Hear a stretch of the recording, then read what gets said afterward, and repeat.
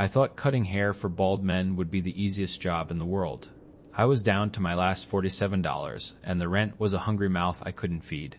That's when I saw the sign, taped to a telephone pole, flapping in the grimy city wind. Just 3 words in neat black print, barber wanted. Balds only. Below it, a number.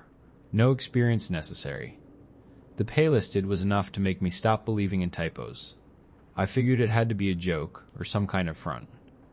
But desperation is its own kind of logic. The shop, tucked between a pawn store and a boarded-up bakery, didn't have a name, just a classic red and white striped pole spinning silently. Inside, it smelled of leather, sharp antiseptic, and something else, something metallic and vaguely sweet like old pennies. The owner, a man named Corvin, had a scalp so flawlessly smooth and polished it seemed to drink the light. He hired me without an interview. Just looked me up and down with pale, unblinking eyes and pointed to the second chair. "You start now," he said. His voice was flat, like stones rubbing together. I thought it would be easy. A pantomime, a way to fleece deluded old men out of their money. The first client came in, a heavy-set man with a drooping mustache. He nodded to Corvin, the usual. Corvin draped the man in a white sheet, then he picked up his shears.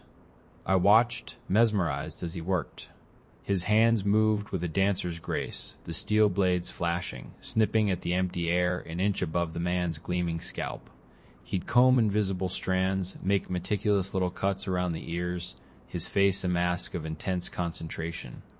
The only sound was the rhythmic snick-snick of the shears. After 10 minutes of this silent ballet, the client sighed, a deep, blissful sound of release. He ran a hand over his head. "Perfect, Corvin, just perfect." He paid in crisp bills and left looking 10 years younger. Then the bell above the door chimed, and a new client sat in my chair. He was thin, wiry, with eyes that darted around nervously. "Just a trim," he rasped. "Don't take too much off the top." My hands felt like clumsy blocks of wood. I picked up the shears. They felt heavy, alien. I tried to copy Corvin, moving them through the air, making the snick-snick sound. But my rhythm was off.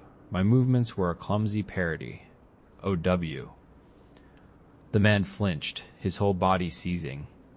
"What are you doing, clumsy fool? You nicked me." I froze. I didn't touch you. Liar," he shrieked, his voice cracking. He shot up from the chair, pointing a trembling finger at his own head. "You've butchered it. Look at this mess. It's all uneven. There's a chunk missing right here." He gestured wildly at a perfectly unblemished patch of skin above his temple.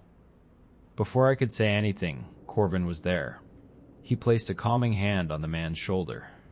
"Allow me," he said, his voice a low hum. He guided the man back into my chair. With a few effortless, phantom snips of his own shears, a delicate combing motion with his fingers, he worked his magic. The man's frantic energy melted away. He slumped back, a blissful smile spreading across his face.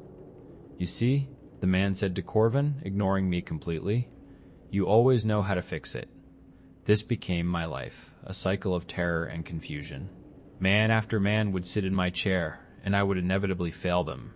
They'd scream that I'd left patches, that the part was crooked, that I'd burned them with a razor that wasn't even there.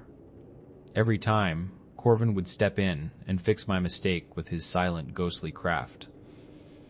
I started to dread the chime of the bell. I felt like I was losing my mind, trapped in a play where only I didn't know the lines. Then came the man who changed everything. He was different. His scalp wasn't just bald, it was raw, angry, stretched tight over his skull like a drum.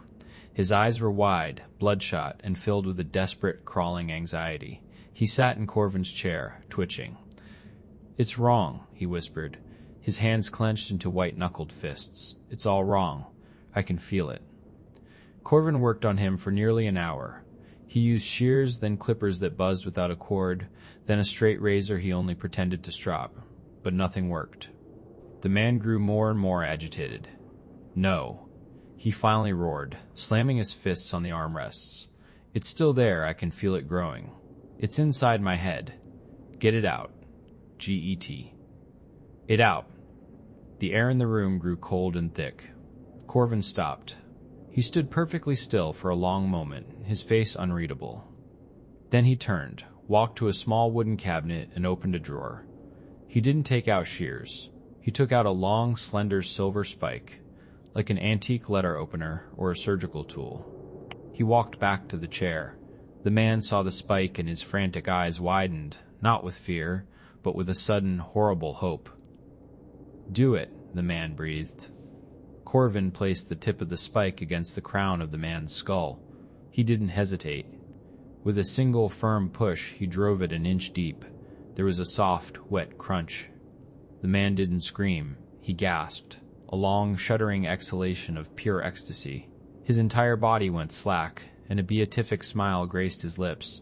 A single, perfect bead of dark blood welled up around the silver spike. "There," the man whispered, his eyes rolling back. You finally got it right."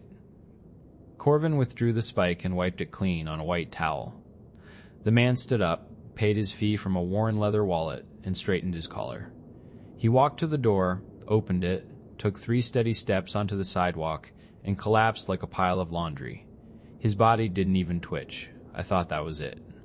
I thought the police would come, that the shop was finished. But Corvin just looked at me. He walked to the counter, took the shop keys from a hook, and slid them across the polished wood toward me.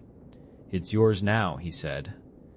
And then he walked out the door, turning left, disappearing into the crowd without a backward glance. I don't know how to explain what happened next. I stood there for an hour, maybe a day. But when the bell chimed again, and another man sat in my chair, I picked up the shears, and this time I could see it. It's not hair. Not really. It's something else. A phantom energy, a psychic tangle that grows from their anxieties. I can see the cowlicks of their paranoia, the split ends of their rage. I can feel the uneven patches of their sorrow. And I know just how to cut them. I know exactly how to make it all smooth again. Most of the time, the shears are enough. But sometimes, they're not. And for those clients, I keep the little silver spike in the top drawer, perfectly clean, waiting.